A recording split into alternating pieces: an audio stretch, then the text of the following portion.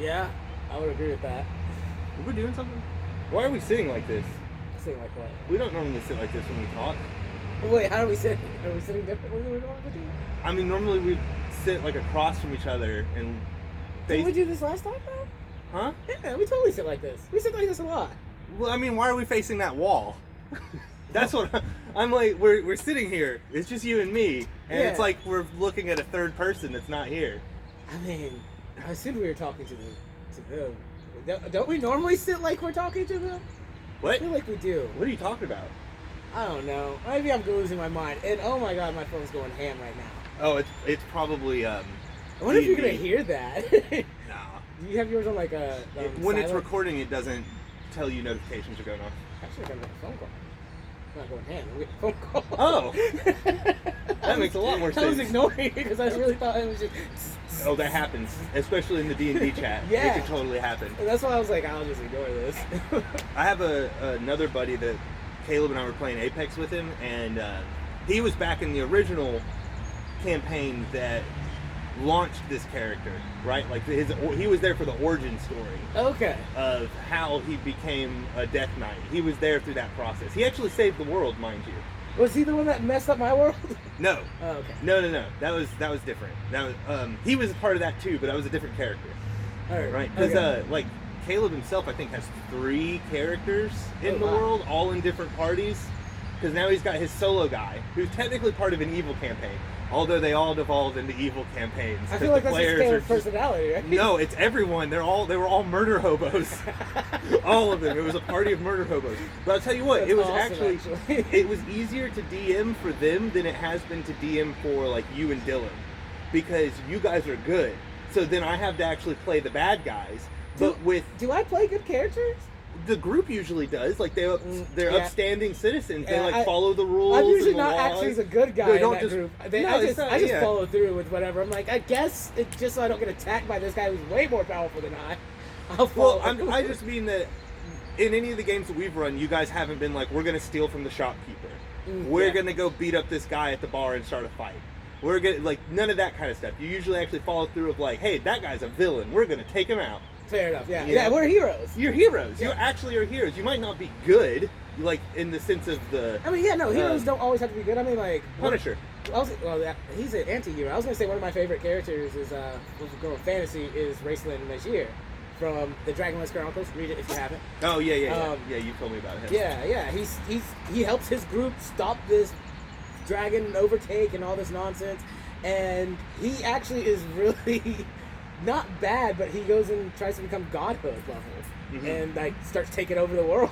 But he is a hero. But he starts off straight up as a hero and Yeah. helps them, even though he does bad things. Yeah. See, the thing is, so DMing for them was always easy because it was just like, well, here's the consequences of your actions. Pretty simple, right? Yeah. You know, they steal from the store. Well, what are the consequences of that? Well, then the guards are going to try to arrest you. Yeah, You you- murdered guards. What's the consequence of that? Okay, now there's going to be a bounty put on your head or whatever. And like, I guess it would be easier to DM for murder hobos because it's like you're just taking the basic route of what would happen. It's Mhm. like in a real world scenario. This is a logical this path. is what would take place. Right, but then when the good people do it, I'm like, well, now I have to act like irrational evil people. And I'm like, that's a lot harder to do than to just play out what good people do to bad people. Yeah. I got to be the good guy in all those campaigns, but then all of a sudden it's like, now you have to be the bad guy. And I'm like, oh, I don't like being the bad guy. It's a lot harder. I mean, yeah, it really is hard to be bad guy sometimes, especially when you're like in my campaign, I made several characters where I'm like, they're not technically bad, they're just a different campaigning group, but like against the group that I'm playing with, that group is good. Well, I would not actually consider them good. They were neutral. Okay. They just did whatever they wanted, Uh-huh. but like a lot of times they followed through with whatever story I gave them. Where Yeah. It was like, hey, this is happening. They're like, all right, let's go do that. Mhm. It was like, okay, cool. Yeah. So like I had to play the bad guy because of that, and it was like sometimes this is hard because it's like I don't want to just outright kill you guys because some of these bad guys are powerful enough to just straight kill you guys. So you gotta figure out that balancing point. Yeah, well, you know, every good villain underestimates the heroes. You know, where it's like, I could just snap my fingers and kill you, so you're just I mean, gnats to me, I'm gonna ignore you. I mean, that's what they. You know That's what I what I mean? did with the first encounter they had of this group. Is literally sent out an army. It was just like, all right, here's, I think it was like 50 to 60 people Jeez. against 4 people. And I'm like, good luck, guys. and the main ones were like just floating in the air watching because they were like, we should at least observe how they fight. And it's like, all right, oh wow, they took out that army pretty quickly. All right, let's retreat. Now we know kind of where they stand at. Mm-hmm. Yeah, that's interesting. But anyways, the reason I bring all that up is because we were talking to him about. Oh, I was gonna say he was in like the original origin story. He saved the world. Yeah. He was a half orc, I believe, and the party came across because they were good guys originally. It was the evil campaign, in a sense. It didn't start off as Did an it evil like campaign. divulge it to? It turned into a whole. That's right. I forget it. So there was offshoot we were doing because the whole group couldn't get together, and it was like, well, let's do like a one-off, but we'll make it one of those things where if everybody can't show up, we'll just play this one, and then there's the one with all the main people, the whole party, and if the whole party can't show up, we'll play the side thing. Okay. But then that led to basically everyone getting killed, except a couple people survived, and then got turned evil from the deck of many things, which made their alignments shift and everything, and then so that went a whole new direction, and then so people rolled up new characters where it's like, okay, well, since the survivors are all evil, we'll play evil people too, and then we'll now be the bad guys. Do you, because this is something I like to do, and I think I at least have more fun as a DM doing it, is looking at some of the rules and like for spells and abilities, just random items even, and giving them your own little twist to them. Yeah. Or do you just follow exactly what they do? Bit of both. I definitely at first just stuck with what's in the book because I needed to get an idea for how power balancing and all that stuff works. Yeah. Because the first time I ever DM'd was actually with no rules, no book, nothing. And I literally just said, like, I was like, that sounds so much more fun, honestly. It was until it got to the point that I was like, these numbers are beyond 3.5 numbers. Okay. Like where, in 3.5 we're like really strong. We can easily get to a 30 check. Yeah. Like we did the other day where all 3 of us rolled a 30. That was amazing, honestly. Yeah, and it's like, wow, holy crap.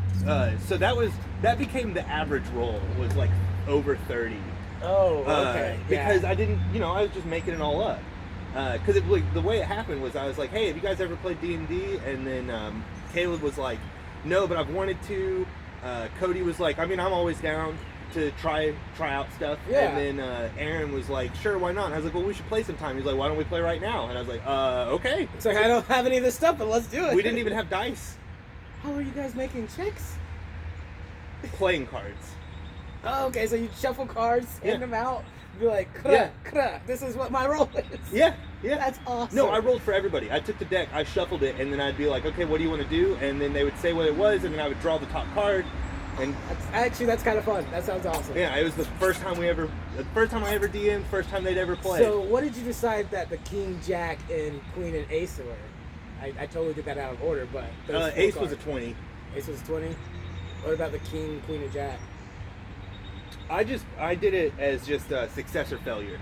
Okay. So it's like anything above a 10 was a success. So 10, Jack, Queen, King, Ace are all successes, and Ace would be a nat 20. Yeah. Because even the combat was just, there was no numbers. Okay. There was no numbers for that. Like the first session, there was no numbers. It was just like, we're gonna play. Here's your characters. I can get behind that. That sounds like fun. Honestly. Yeah. It was just playing make believe with your friends. Dude, I've been doing that since I was born. Yeah, dude. And so I started it off where I was like, okay, I thought a good way to start it was to be like, all of you are completely separated in different parts of the city. Because I was like, I'm going to teach you day one, first time ever playing, never split the party. You know what I mean? Yeah. Well, I mean, it's interesting because in a lot of D&D campaigns, I feel like one of the hardest things to do as a DM is how do all these characters from different backgrounds, different races, end up being in a group together? And like, because you ask them for their background, they tell you, and then now your job as DM is to be like, how do you know these people? One of the easiest things is to be like, you guys all got hired for a job. Yeah, which I get that, and I don't. But I guess maybe me, I don't want that to be the answer. Like, I want it to be something like. I think starting games in different ways is always fine. I mean, I've actually heard some arguments that the tavern start is actually a solid way to start. It's a great start because it's like you're all in the tavern, you all heard this thing, even if you guys aren't together initially. Because then you just make something weird happen in the tavern after they've all had a little bit of dialogue, to where it's like, hey, you all then realize, hey, we could work together. Yeah, because like, hey, this problem just happened at the tavern and we settled it. Yeah, we settled it together as a group. We should stick totally together. Yeah, and like, because it's great because players will naturally, they have that same mindset that I need to be with them anyways. Yeah, I mean, we're all sitting around this table together. Yeah, so they're like, I need to in group person. Up. We should probably make our pretend characters play together. It's like, but I love the player though that's just like, no. Yeah, there always is. I was that guy. I was that guy a lot too. It's like, I don't want to. No, because it just didn't make sense. Yeah. Where it's like, well, if I'm taking the logic that I gave this guy, he would not do that. He's a loner. He's this, that, and the other. Why the freaking crap would I hang out with these guys? And then you learn to not make those characters. I mean, you can still totally make those characters. Yeah, you just have to add a little fine tuning. Yeah, exactly. You have to be you have to be more specific on what constitutes the loner part. What makes you hang out with this group versus another group. Yeah. Why is it that you're okay with them? Yeah, and like it's a lot more work as the player to do stuff like that. But it definitely makes for an interesting story. Or you can just not even role play. Because there are people that do that too, where they're like, no, we're just playing a game. Have had multiple games. Yeah. Like that. I know a few people like that.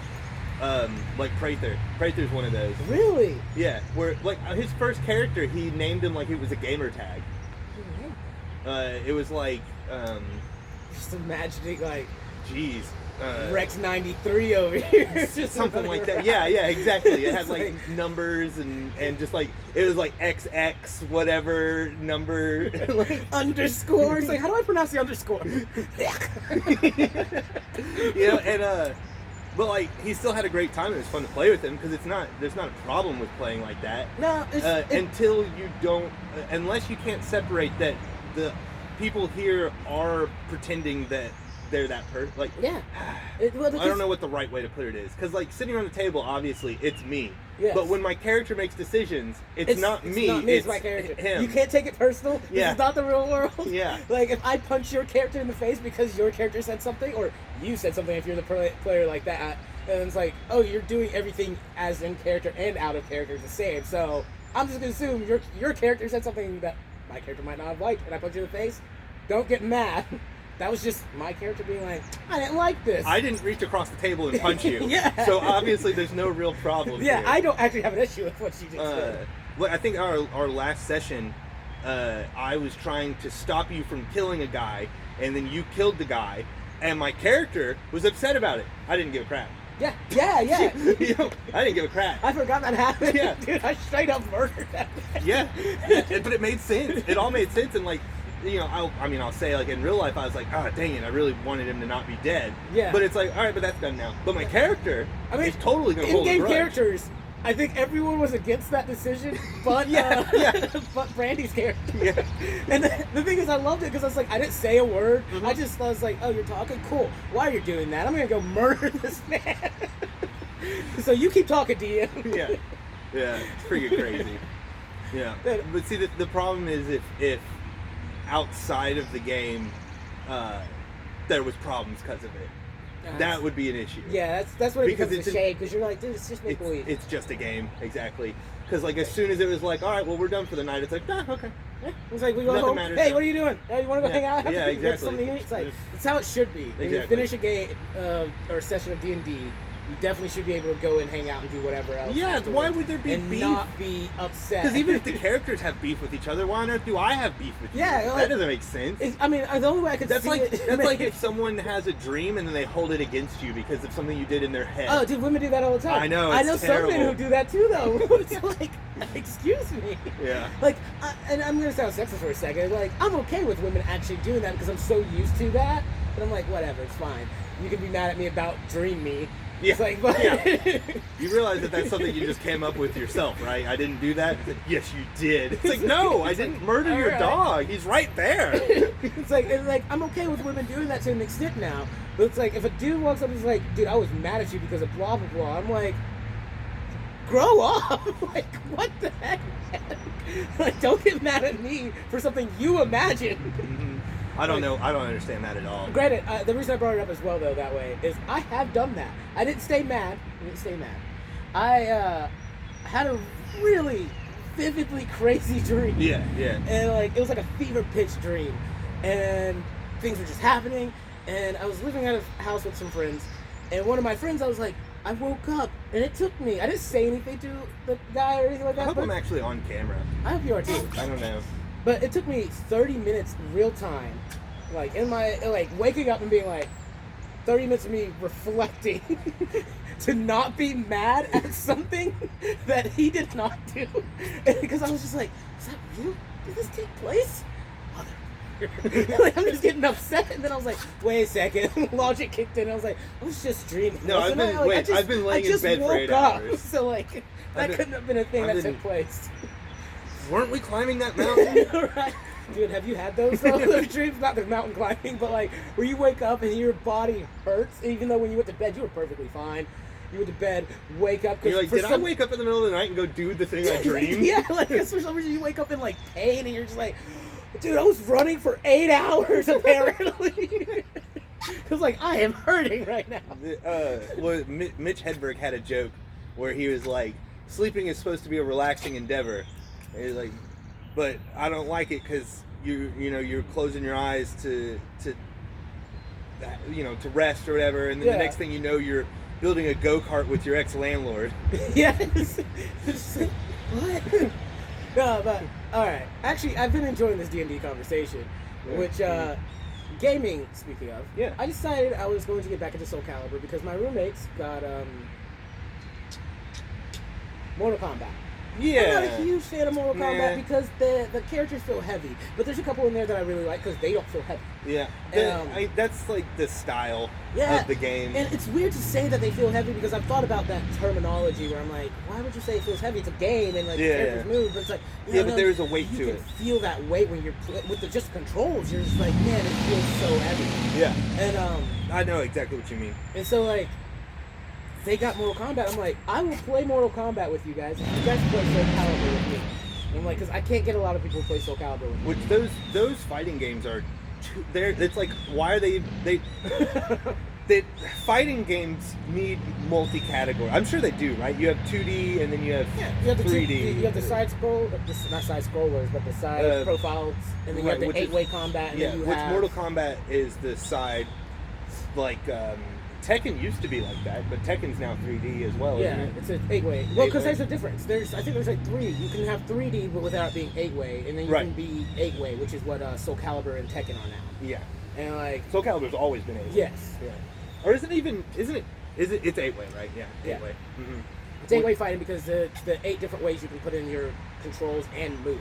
Mm-hmm. So like, because you can have 3D, which is the 8 different ways that you attack, and like you can see them doing those things. But like the 8-way is your movement.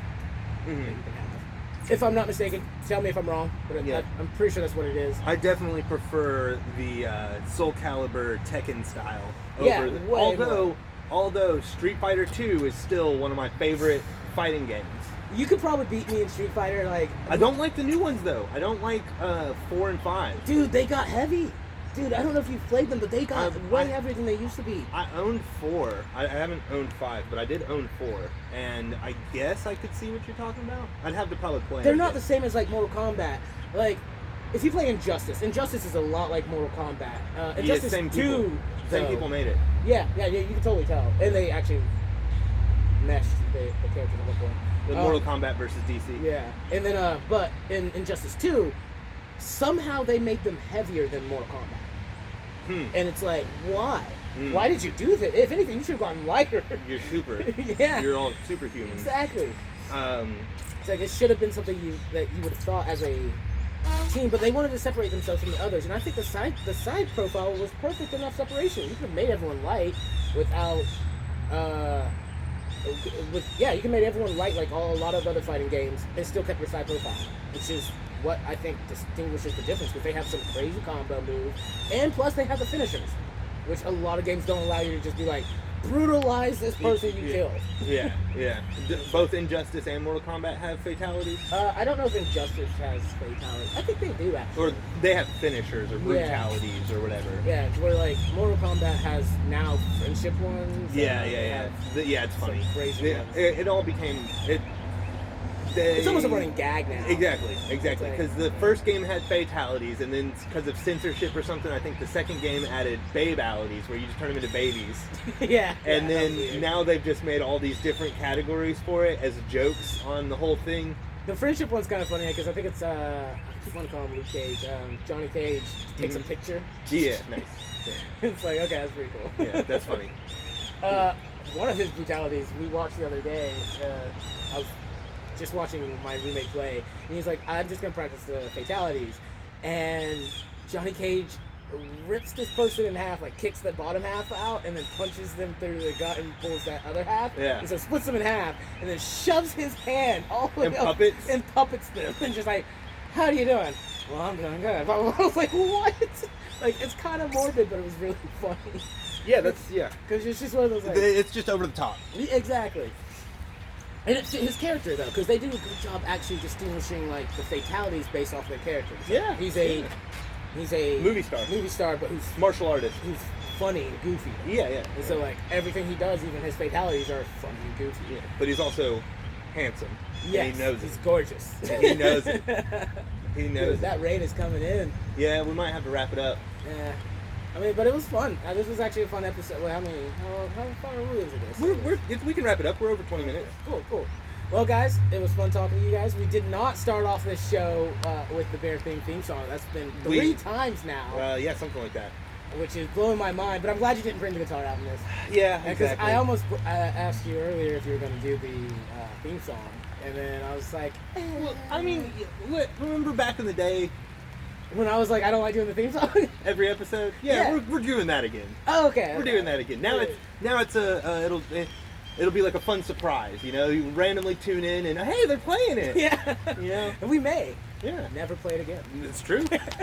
We might not. That might be terrible. But Why? Because I actually like our intro. I do too. But they can always go back to an older episode and hear it. Well, that'd be sad. It'd be like the ending of an era. It's just like, yeah, they just stopped. Yeah, we just stopped. never happened. We again. don't play music anymore, even though whenever Playthrough was over, we played music a lot. Yeah, exactly, because I think that's a good shtick. Yeah, it's fun. Well, I would like to do it more. It just hasn't been appropriate. Mm. Yeah, you know, especially when we're talking about such serious topics like politics. Oh yeah. Politics and religion, like this whole episode. Maybe that's what we should do, though. This whole on the episode serious ones. Is when we play music. Yeah, we play music, so therefore it's like, hey, maybe we bubbly can get day. you to sit through this as we talk about stuff that you don't want to hear. Yeah, I mean, this one, and I think even the last one we talked a little about D&D. This one and last one were... Yeah, this one, it kind of got taken, you got carried away. Yeah, I did, because I got really excited about games. Which means that we should finish with me finishing what I started the episode saying. Yes. Which is that, so the old buddy was listening to us talking about D&D, and he wants to jump in and play, and I was like, no. You straight told him no? I haven't told him no. Oh, no. Is he going to watch this and that's how he's going to find out? Yeah, I'm going to send him the link. I'm sorry, buddy. I don't know who you are. Because of the fact that we're doing it over text message. I mean, you can join the group chat. That would be so much more difficult to run. I mean, yeah, it'd be a lot. One player is fine. Yeah, but then at that point, I think I'd have more fun doing it. Because then we could... But you have to wait for both people to respond to do anything. Yeah, and that'd give us more time to actually set up stuff. I don't know how much time you think you need. I don't need any time. Yeah, but like, my world's a little more complicated at times, so... Anyways, but we are going to do it once I get that mythical computer. That mythical... Which you should just go ahead and buy. I almost bought it for you this weekend. I almost did. And I was like, no.